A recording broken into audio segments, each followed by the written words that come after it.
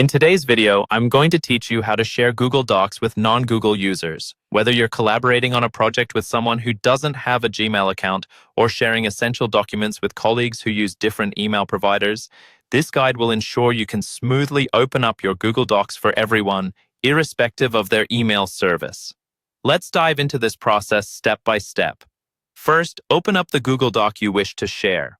Once you have your document ready and you're sure it's the one you want to share, navigate your cursor to the top right corner of the screen. Here, you will find a blue button labeled Share.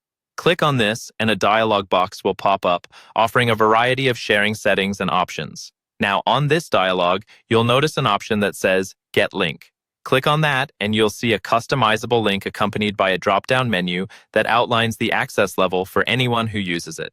By default, the settings might be restricted to people within your organization, or perhaps anyone who receives the link but also needs to be specifically invited. Here's the magic trick. You need to adjust this setting so that absolutely anyone, even those without Google accounts, can access it. To do this, click on the drop-down menu next to the link.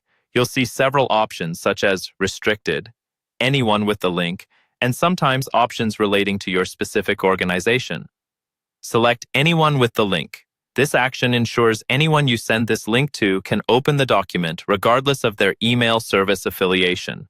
But wait, there's more you can do here. You still have the choice to set precisely how people can interact with your Google Doc. Just adjacent to the drop-down where you chose Anyone with the link, you'll find another option that defaults to Viewer. Clicking on this will provide further options like Commenter or Editor.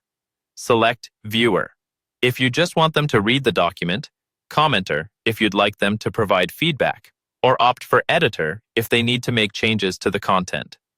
Once you've set the preferred access level, you'll see a Copy Link button. Click this to grab the link, and then you can freely paste it into an email, a message, or any communication channel you prefer.